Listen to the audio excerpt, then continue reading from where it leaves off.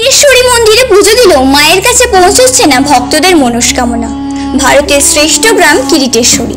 51টি সতীপীঠের মধ্যে মুর্শিদাবাদ জেলায় একটি মাত্র সতীপীঠ রয়েছে, যেটি মা কিরিটেশ্বরীর মন্দির।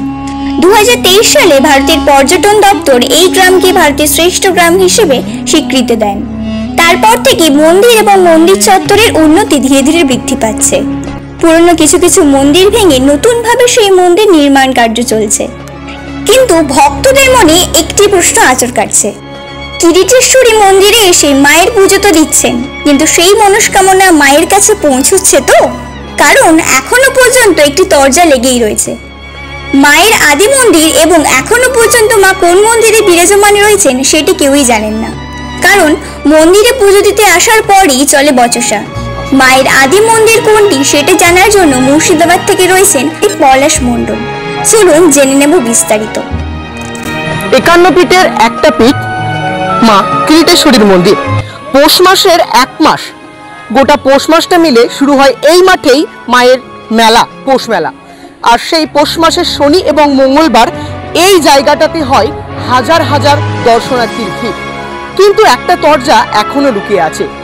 কোনটা মায়ের আদি মন্দির সেটাই জানার জন্য আজ আমরা এসে উপস্থিত হয়েছি মুর্শিদাবাদের ঐতিহাসিক জায়গা এবং পূর্ণ স্থান কিরিটেশ্বরী মায়ের। জেনে নেব এই কিরিটেশ্বরী মায়ের কিছু আদি কথা। দক্ষ যজ্ঞর সময় যখন শিব সতীকে নিয়ে ঘুরে বিষ্ণুর সুদর্শন চক্রে 51টি খণ্ড হয়। এখানে পড়েছিল 51 খণ্ডর 1 খণ্ড কিরিট কণা।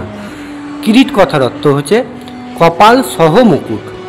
খুলি নয়, কেউ বলবে খুলি, কেউ বলবে হ্যাঁ, কিন্তু মুকুট সহ কপাল পড়েছিল বলেই কিন্তু কিরিটেশ্বরী নামে খ্যাত। পুরনো মন্দিরটা ছিল বহু প্রাচীন, 900 বছরের পুরনো মন্দির ছিল। ওইটা ভেঙে যাওয়ার পর বাংলার 1397 সালে এটাকে আবার পূর্ণ সংস্কার করা হয়। ওই কারণে কিন্তু আদি মন্দির বলে লেখা আছে। আর এখানে শিব মন্দির ছিল 107টা, বেশিরভাগই ধ্বংসাবশেষ। ব্রহ্মশিলারিকভাবে বেশিরভাগ জায়গাতেই ঢাকা থাকে। নলাটেশ্বরী বলো, কালীঘাট বলো, কোনো সময় কিন্তু ওপেন থাকে না। স্নানের টাইমে দর্শন হয়। আমাদের এখানে মাকে স্নান করানো হয় প্রত্যেক অমাবস্যায় সকাল 10টা থেকে 11টার মধ্যে।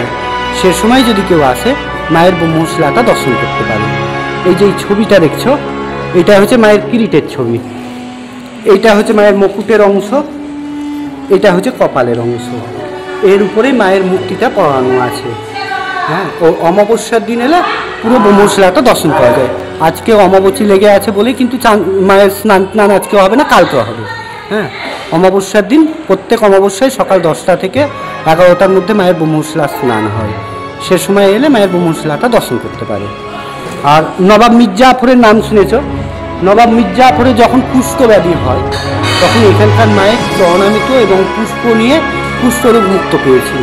পরে এই মায়ের মন্দিরের সামনাসামনি একটা পুকুর আছে, সেটাকে সংস্কার করে দেয়।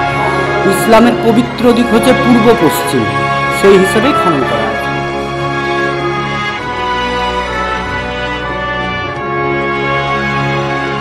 খনন করা, ওনার শেষ বয়সে কুষ্ঠরোগে আক্রান্ত হয়ে গিয়েছিল, হবল কুষ্ঠ হয়েছিল ওনার। তা মহারাজ নন্দকুমার ওনাকে বলেছিল যে কিরিটেশ্বরী মায়ের মন্দিরে যান, কিরিটেশ্বরী মায়ের মন্দিরে গিয়ে পুজো আশ্রয় দিলে আপনার কুষ্ঠরোগ মুক্ত পেতে পারে।